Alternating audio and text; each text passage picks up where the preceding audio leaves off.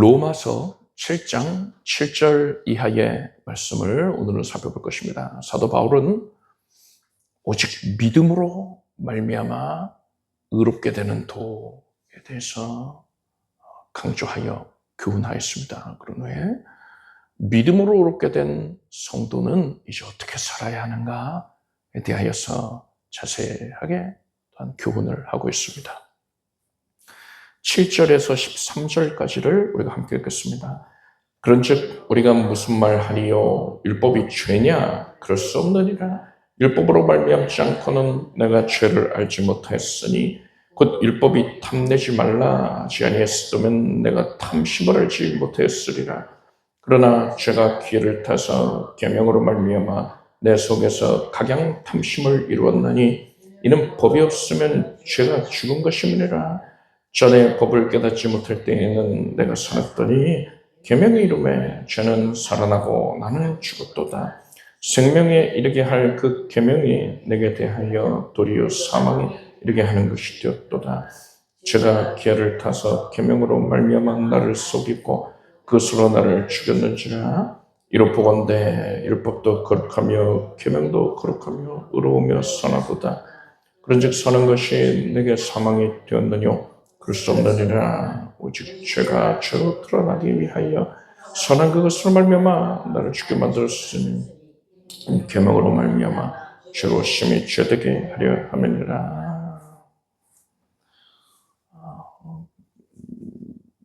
바울이 이제 믿음으로 말미암아 의롭게 된 자가 어떻게 살아야 하는가 설명하면서 비슷비슷한 말들을 계속 합니다. 그런데 우리가 계속 같은 말만 반복하면 안 되죠.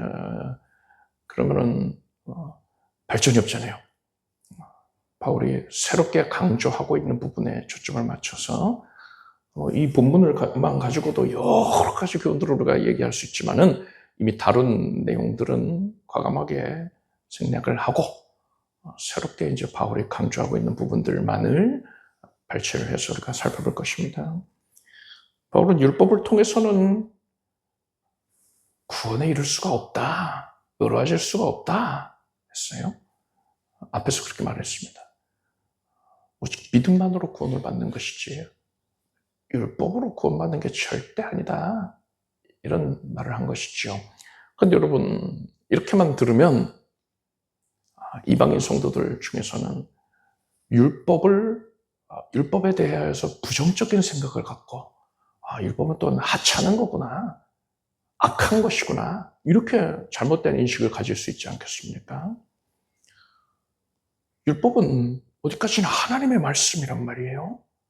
거룩하신 하나님, 선하신 하나님, 그분께서 사람을 만나실 때 말씀을 통해 만나주신단 말입니다. 말씀을 통해 능력을 나타내신단 말입니다. 그리고 이 말씀이 곧 하나님이라 했어요. 예수 그리스도가 곧 또한 하나님의 말씀, 로고스라고도 하셨습니다. 그래서 하나님의 말씀인 이 율법은 지극히 거룩하고 선하고 의롭습니다. 여러분 믿으시길 바랍니다. 그래서 바울이 그러한 잘못된 인식을 사람들이 율법에 대해서 부정적인 인식을 가질 수 있기 때문에 율법의 그 본질적인 측면에 대해서 다시금 강조해서 말하고 있습니다. 그래서 바울은 율법은 죄가 아니다, 율법이 죄인 것이 아니다, 율법이 죄를 정하는 것이고 또 알려주는 것이지 율법 자체가 죄인 게 아니다, 거룩하다, 선하다, 의롭다, 이렇게 얘기를 하는 거예요. 엑스레이나 CT 촬영 이런 거 가지고 몸속에 무슨 질병이 있는지를 알 수 있지 않습니까? 그런데 그렇다고 해서 엑스레이는 악한 거야, 엑스레이는 사망이야, 생명을 갉아먹는 거야, 이렇게 말하는 사람 없어요. 그건 정신 나간 거죠. 그래서 밝혀내는 것이잖아요. 율법은 죄가 죄임을 깨닫게 해주는 역할을 한다. 이것을 바울이 지금 강조해서 설명하고 있습니다. 율법의 긍정적인 역할에 대해서 얘기를 해주고 있는 거예요. 부정적인 인식을 갖게 될까 봐 율법의 본질 또한 긍정적인 역할을 얘기를 하는 겁니다. 죄를 죄로 깨달을 수 없었을 터인데, 만약에 율법이 없으면 죄인지조차 깨닫지 못하였을 법한 그러한 가장 강력한 이해로서 바울이 든 것이 무엇이냐? 탐심입니다. 7절의 하반절을 보니까 율법이 탐내지 말라 하지 아니하였다면 내가 탐심을 알지 못했으리라 했어요. 탐심이 뭡니까? 남의 것을 내가 갖기를 원하는 것. 그게 탐심이에요. 무릇 내 이웃의 소유를 탐내지 말지니라. 10계명의 10번째 계명에 분명히 탐심이 죄라고 규정되어 있습니다. 이렇게 탐심이 죄라는 것, 남의 것을 내가 갖기를 원하는 그런 마음, 그것이 죄라는 것을 이렇게 율법에 정하고 있지 않으면 우리는 그게 죄라는 사실조차 알지를 못했을 거예요. 그냥 자연스러운 마음이라고만 생각했을 겁니다. 10계명의 1계명에서 9번째 계명까지는요, 외향적으로 드러나는 죄, 외향적인 모습을 다루고 있습니다. 우상 숭배하지 말아라, 도적질 말아라, 간음하지 말아라. 이거 외향적으로 드러나는 것이잖아요. 근데 10번째 계명, 이 탐심에 대해서만큼은 내면적인 부분, 이런 말입니다. 그래서 내가 탐냈는지 안 냈는지 나만 알아요. 다른 사람들 몰라요. 하나님과 나만 아는 겁니다. 그래서 우리는 그렇게 심각하게 탐심에 대해서 받아들이지 않을 수 있는데, 남의 거 내가 갖고 싶어 할 수도 있지. 그렇게 생각할 수 있어요. 그래서 세상 사람들은요, 탐심을 죄로 여기지 않습니다. 사람의 기본적인 습성이야. 이렇게 여기죠. 법에서도, 당신은 누구 걸 갖고 싶어 했네. 그러니까는 10년 징역을 처한다. 사형. 뭐 이런 식으로 안 하잖아요.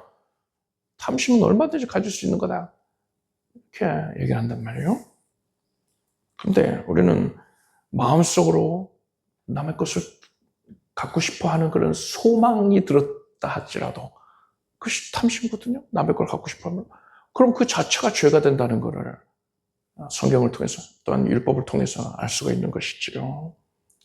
만약에 그렇게 규정되지 않았다면 우리는 그게 죄인지 하나님이 미워하시는 것이라는 사실을조차 알지도 못했을 것입니다. 그렇다면 우리는 어떻게 해야 되는 겁니까? 저는 지금 여러분 탐심을 갖지 마세요. 절대 그러면 안 됩니다. 이런 얘기하려는 게 아니에요. 그건 불가능해요. 탐심을 안 갖는다는 거는. 사람은 기본적으로 소유하고자 하는 욕망을 갖고 있습니다. 내가 가지지 못한 것을 다른 사람이 갖고 있다면 부러워요. 그래서 더더욱 그것을 갖기를 원하는 거죠. 그 정도 차이는 있지만 누구든지 그런 마음을 기본적으로 갖습니다. 죄인데도 불구하고 갖는단 말이에요. 불교의 어떤 승려가 이 방송에 많이 출연을 했던 사람이 있어요. 최근에는 구설수에 있어가지고 안 나오지만 여기저기 상담해주는 그런 역할, 젊은 승려다 해가지고서는 해탈한 거 마냥 이것저것 답변도 해주고 그런 사람이 있었습니다. 그래서 유명세를 떨쳤죠. 그런데 연예인들 간에 어떤 이벤트를 하는 중에 건물주를 소개하는 그런 이벤트가 있었는데 이 사람을 건물주라고 누가 지적을 한 거예요. 지적을 한 거예요. 나쁜 의도는 아니었지만 여간 그 건물주잖아요 하고서는 또 얘기를 해버린 겁니다.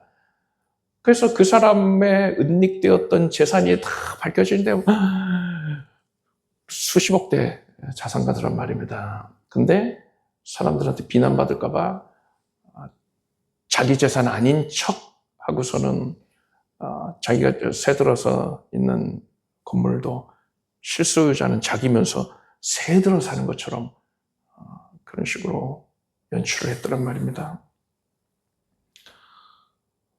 승려라면은 무소유를 실천해야 된다라고 사람들이 많이들 인식을 갖고 있으니까 비난받을 걸 두려워해가지고 그렇게 재산을 최대한 숨겨놓은 거죠. 그래서 이 승려를 가리켜서 무소유가 아니고 풀소유다, 풀소유 하면서 비꼬면서 사람들이 많이 그렇게 비난을 하게 됐단 말입니다. 근데 뭐 그 사람이 불법적으로 그렇게 한 게 아니라면요, 비난받을 상황이 아니에요, 사실은. 왜냐? 누구나가 사람은 다 그래요. 아담의 원죄로 인하여서 탐심을 갖는 게 기본적인 모습입니다. 죄잖아요, 죄. 근데 그거를 기본적으로 사람들은 그런 죄를 짓는다니까요. 심지어 사도 바울이 오늘 본문의 8절에서 뭐라고 말합니까? 내 속에서 각양 탐심을 이루었나니 했어요. 탐심 하나 정도가 아니라 각양 탐심입니다. 각 분야에 대한, 각 사안에 대한 탐심이 그득그득한 거예요. 각양 탐심이라고 말할 정도로. 만약 어떤 사람이 그분은 정말 사람들이 그분은 정말 무소유의 삶을 실천한 분이야, 이렇게 뭐 칭송을 받는다 치면은 그 사람이 탐심을 안 가진 겁니까? 아니요, 절대 그렇지 않아요. 오늘 본문에 이 대사도 바울 얼마나 위대합니까? 사도 바울도 각양의 탐심을 그가 갖고 있다 고백을 하고 있는데, 진리를 따르지도 않는 자들이 불교 승려 말하는 겁니다. 뭐 무소유의 삶을 실천할 때에서 그 사람은 탐심이 없었어, 이렇게 말할 수 있겠습니까? 아니요, 절대로요. 탐심은 사람이 갖는 가장 기본적인 근원적인 죄이고요. 탐심이 적극적으로 표출이 되면은, 사람들이 식별할 수 있는 모양으로 그 탐심이 표현이 되면은 그 풀소유 승려처럼 되는 것이고, 탐심이 사람들이 식별할 수 없는 모양으로 표출이 된다면, 그러면은 사람들은 뭐 재산 관계만 들여다보고서 무소유의 삶을 사셨구나 이러는 겁니다. 그가 탐심 가졌는지 안 가졌는지는 모르는 거예요. 그걸 어떤 식으로 해소했는지는 모르는 거잖아요. 그러니까 사람들은 그냥 무소유의 삶을 실천했다 하고서는 박수 쳐주고 그러는 거예요. 제가 이런 말씀 왜 드리냐면요, 탐심 자체를 갖지 않기 위해서 아등바등하는 거, 이거 의미 없다는 겁니다. 승려가 고행하려고 애쓰는 거랑 같은 거예요. 부질없는 짓이에요. 그럼 우리는 어떤 모습 보여야 됩니까? 우리는 내 안에서 탐심을 발견할 때에 나는 정말 죄인이 맞구나, 나는 어쩔 수 없는 죄인이구나, 이 사실을 직시를 해야 되는 거예요. 부인할 게 아니라 나 그런 거 생각 안 품었어 하고서는 부인하려고 하는 게 아니라 나는 죄인이구나, 이 사실을 우리는 인정을 해야 된다는 거예요. 이 말은 내 마음껏 탐심을 가져라, 이게 아닙니다. 탐심을 허용해라, 방치해라, 이 말이 아니에요. 다만 나 죄 안 졌는데, 나 죄 없어, 나 탐심 안 가졌어 하면서 스스로 의로운 채해서는 안 된다는 거예요. 내가 얼마나 불의한 자인지 부정한 자인지를 나는요, 탐심이 죄, 율법에 규정된 죄라는 것을 알고서는 나는 죄인이다 라는 사실을 깨닫고 하나님과 사람 앞에서 마음을 낮춰야 된다는 겁니다. 나는 청빈하게 무소유의 삶을 신청을 하고 있습니다, 이런 말 하면은 그 교만, 그거는요, 사람들한테 인정받고자 하는 탐심이에요. 하나님 앞에서, 하나님이 다 아시니까 당연히 마음 낮춰야 되고, 사람들 앞에서 만약에 내 마음이 높으면 하나님이 얼마나 가증스럽게 보시겠어요. 내 마음에 탐심을 하시는데 사람들 앞에서도 마음을 낮춰야 되는 거예요. 여러분은 이렇듯 율법으로 인하여서 죄가 죄임을 깨닫고서 겸손한 마음을 갖기를 바랍니다. 14절에서 23절까지 함께 읽겠습니다. 우리가 율법은 신령한 줄 알거니와 나는 육신에 속하여 죄 아래 팔렸도다. 나의 행하는 것을 내가 알지 못하노니 곧 원하는 이것은 행하지 아니하고 도리어 미워하는 그것을 함이라.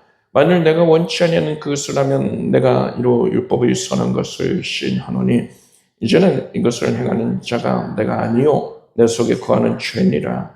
내 속 곧 내 육신에 서는 것이 거하지 아니하는 줄을 아노니 원함은 내게 있으나 선을 행하는 것은 없노라. 내가 원하는 바 선은 하지 아니하고 도리어 원치 아니하는 바 악은 행하는도다.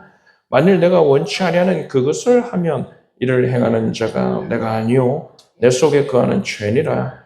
그러므로 내가 한 법을 깨달았노니 곧 선을 행하기 원하는 나에게 악이 함께 있는 것이로다. 내 속사람으로는 하나님의 법을 즐거워하되 내 지체 속에서 한 다른 법이 내 마음의 법과 싸워 내 지체 속에 있는 죄의 법 아래로 나를 사로잡아 보는 것을 보는도다.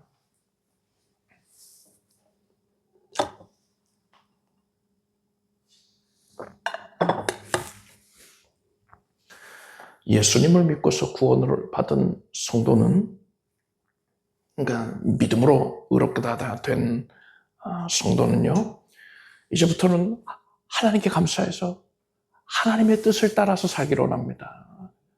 하나님을 기쁘시게 해드리기 위하여서 그것을 목적으로 일념으로 살아가고자 해요.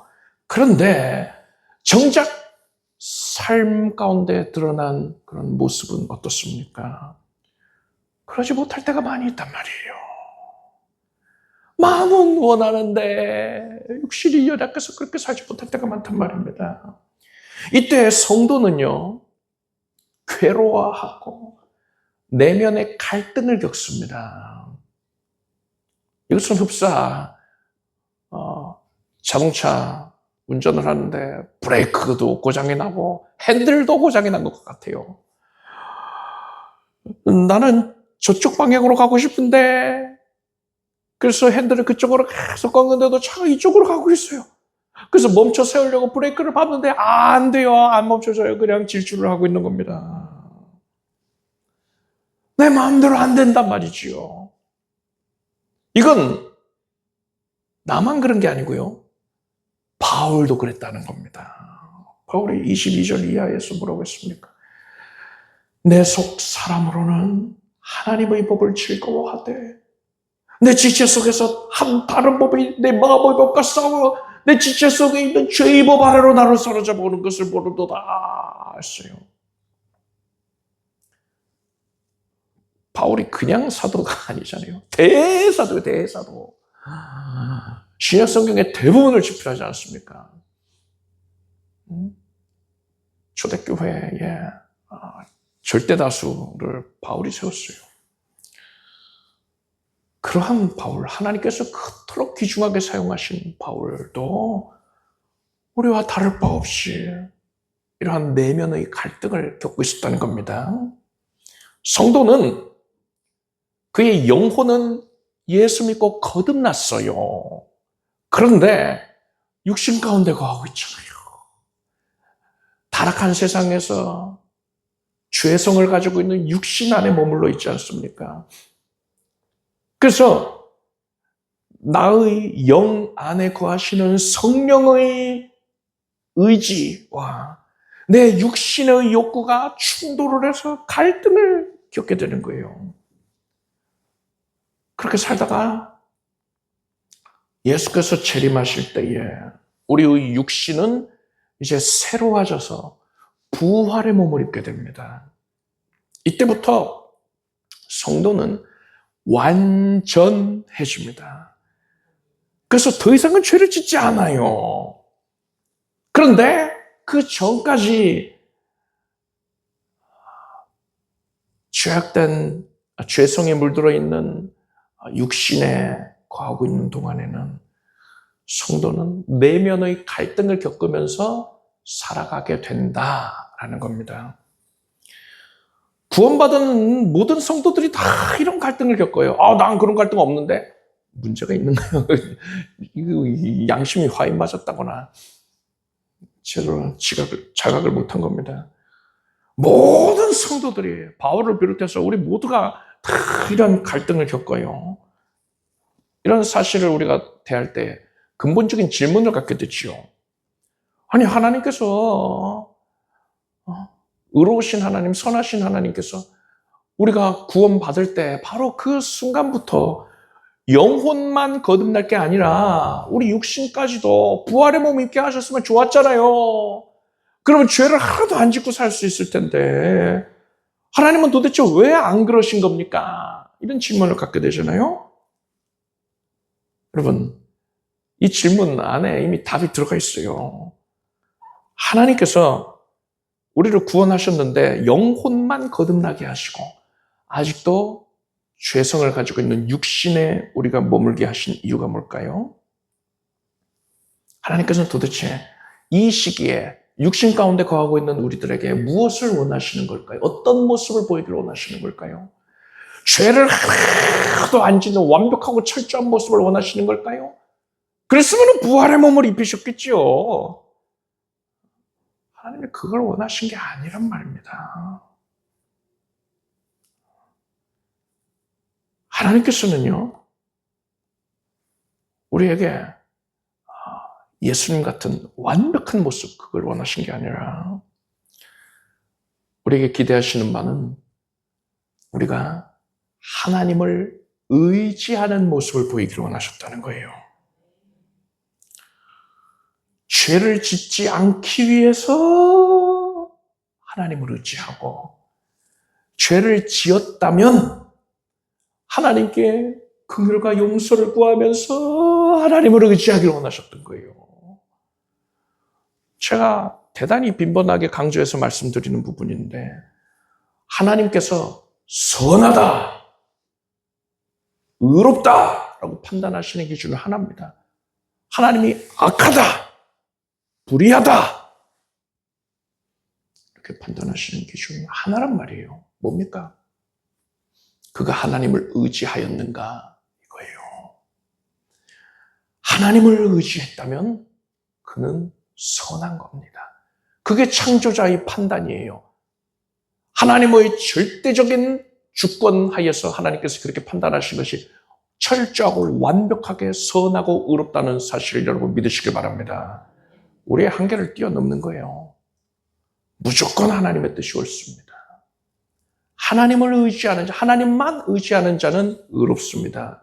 선합니다. 반면에 입으로는 하나님 의지합니다. 주님 의지합니다. 하지만 마음속으로 다른 것을 의지하고 있다면 악한 거예요. 불의한 거예요. 우상을 숭배하고 있는 겁니다. 하나님께서는 우리가 이 세상에서 연약한 육신 가운데 거하면서 하나님을 의지하는 모습 보이길 원하셨습니다. 그게 바로 사랑을 표현하는 거예요. 부모가 어린 자녀에게 어떤 모습을 기대합니까? 대여섯 달밖에 안 된 어린 아기가, 난 엄마 필요 없어.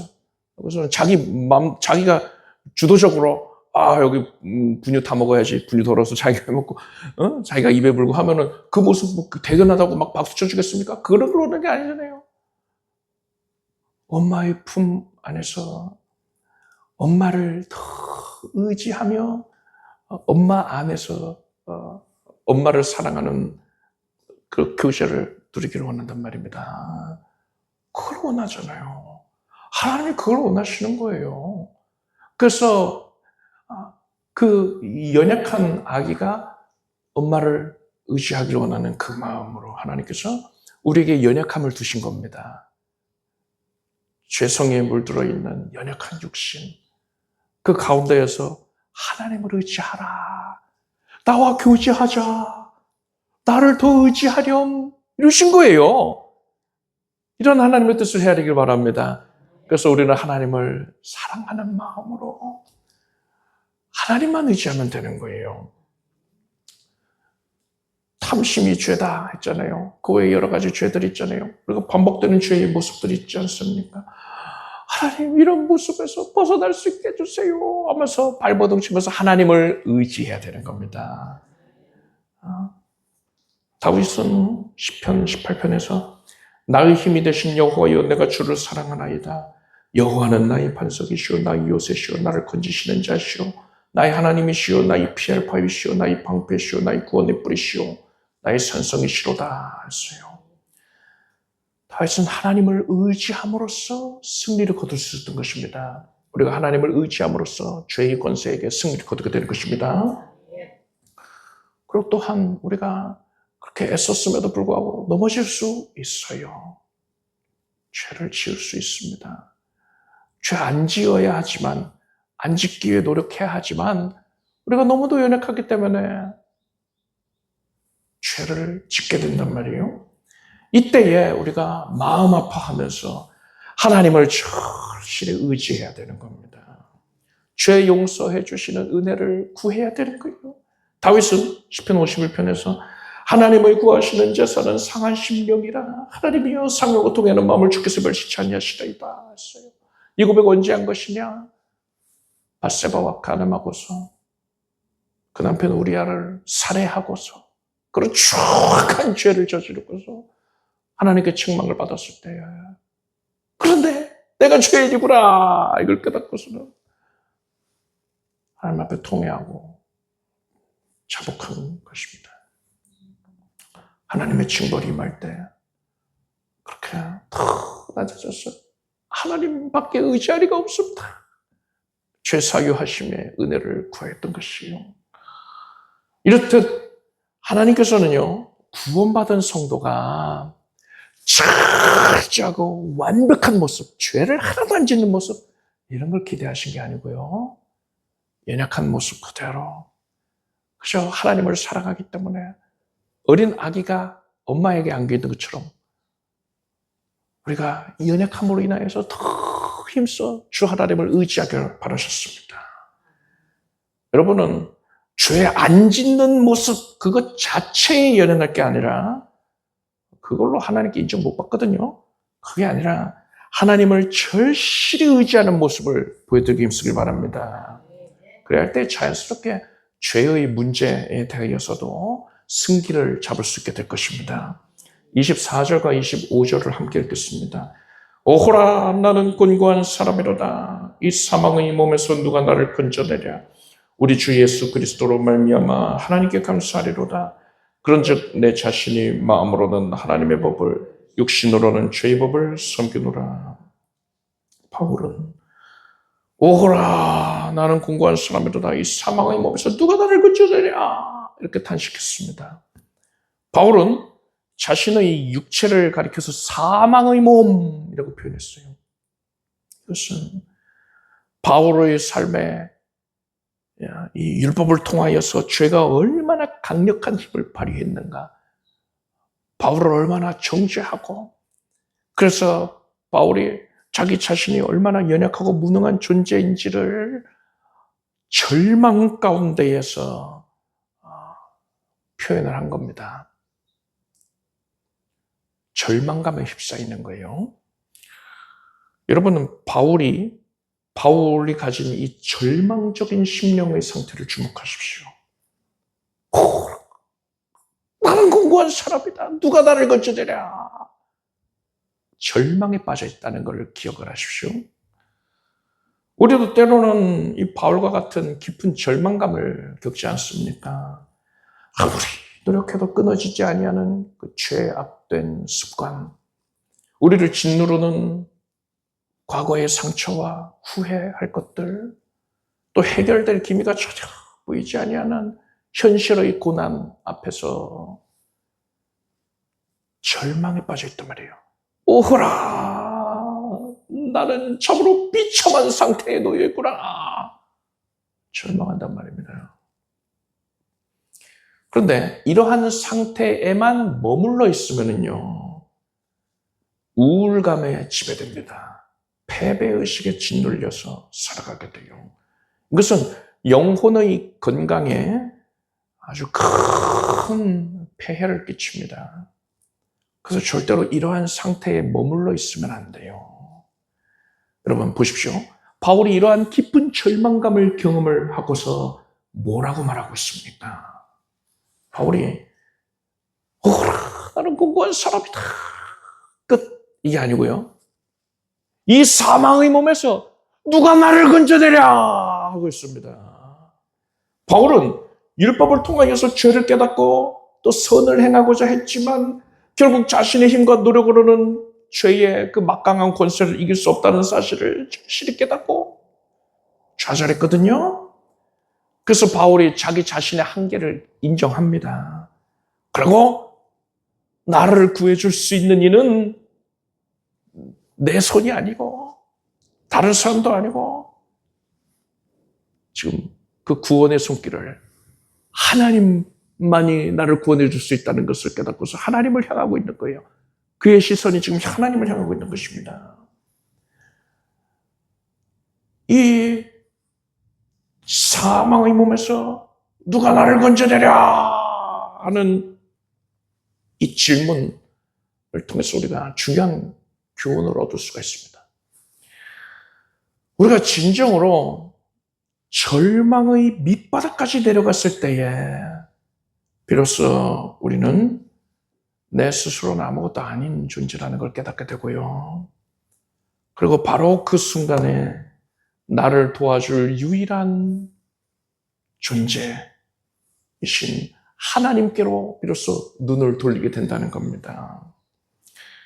그래서 나의 힘과 능력을 의지할 때는 절대로 경험할 수 없었던 전능자의 구원의 손길을 우리가 나 자신의 무력함을 인정하는 순간에 비로소 발견하게 되는 것이고 그 손길을 붙잡을 수 있게 되는 것이고 그 손길을 나를 붙들어서 끌어올려 주시는 그러한 경험을 하게 되는 것입니다. 이어지는 25절에서 바울이 뭐라고 합니까? 그렇게 절망에 빠졌던 바울이었거든요. 그리고서는 구원의 손길을 바라잖아요. 그리고서는 25절을 보니까요. 우리 주 예수 그리스도로 말미암아 하나님께 감사하리로다 했어요. 바울은 자신의 힘으로는 절대로 해결할 수 없었던 죄의 문제, 사망의 문제를 오직 예수 그리스도만이 해결해 주실 수 있다는 것을 깨달았습니다. 예수 그리스도의 십자가의 죽으심과 부활을 통해서 죄의 권세가 그 머리가 깨어졌어요. 그래서 이제 누구든지 예수 그리스도의 대속의 은혜를 믿으면 사망의 몸에서 건짐을 받고 영원한 생명을 누리게 되는 겁니다. 바울의 이러한 고백이 우리에게 큰 위로와 소망을 줍니다. 우리가 아무리 깊고 깊은 어둠의 골짜기에 빠져 있다 하더라도요. 절망의 어두운 심연 그 가운데 빠져 있다 하더라도요. 예수 그리스도께서는 우리를 그 깊은 수렁에서 건져내 주실, 구원해 주실 충분한 능력을 가지신 분이십니다. 우리에게 아무리 죄와 허물이 많다 하더라도 우리가 너무나도 연약하고 무능력하다 하더라도 우리가 예수 그리스도를 믿는 믿음으로 하나님을 바라보고 하나님을 의지하면은 우리에게 기꺼이 하나님께서 구원의 손길을 내밀어 주신단 말입니다. 여러분은 절망적인 상황 가운데에 탄식하는 데에서 그치지 말고 이제 눈길을 돌려서 하나님을 바라고 의지하기를 바랍니다. 하나님께서 나를 반드시 건져내 주실 것이고요. 큰 환난과 위경으로부터 건져내셔서 오히려 크나큰 기적을 체험하는 기회가 되게 해주실 것입니다. 여러분 믿고 감사를 드리십시오. 바울이 25절에서 그랬듯이 우리 주 예수 그리스도로 말미암아 하나님께 감사하리로다 이렇게 고백하기를 바랍니다. 연약한 상황과 형편으로 인해서 하나님을 더더욱 의지하고 믿고 감사함으로써 큰 은혜를 누리는 여러분 되기를 축복합니다. 기도하겠습니다. 하나님의 은혜로 우리가 죄를 깨닫고서 겸손케 됩니다. 우리의 연약함을 인하여서 하나님을 더 의지하겠습니다. 절망에 빠져서 허덕이는데 그칠 것이 아니라 이제 하나님의 손길을 붙잡고서 큰 기적을 체험하게 될 것을 믿고 먼저 감사하게 하여 주시옵소서. 감사로 제사를 드리는 자가 나를 영화롭게 하나니 그 행위를 옳게 하는 자에게 내가 하나님의 구원을 보이리라 하신 그 말씀 그대로 응하여 주시옵소서. 예수님의 이름으로 기도드립니다. 아멘. 다시 자리에서 일어나셔서 가슴에 손 얹고 아픈 곳에 손 얹고 믿음으로 기도하겠습니다. 하나님께서 주의 백성들의 연약함을 아시고 우리가 주님께 연약을 토로하며 주님을 힘써 의지할 때에 그 모습을 사랑스럽게 보시고 은혜 내려주심을 감사드립니다. 우리가 연약합니다. 그래서 주님께 두 손을 들고 나아갑니다. 연약한 마음과 육신을 고쳐주시고 삶의 전 현장이 예수 그리스도의 이름으로 복을 받게 하소서. 우리의 도움은 예수님밖에 없습니다. 예수님이 전부입니다. 예수께만 소망을 둡니다. 어린 아기가 엄마를 간절히 찾고 의지하는 것 같은 마음으로 우리가 예수님만을 간절히 사랑하고 의지하겠습니다. 예수 그리스도께서 우리 기도 들으시고 지금 주의 백성들의 마음과 육신을 고쳐주소서. 머리에서 발끝까지 지금 정함을 얻게 하여 주시옵소서. 예수 이름으로 모든 질병, 연약, 고통이 사라져라.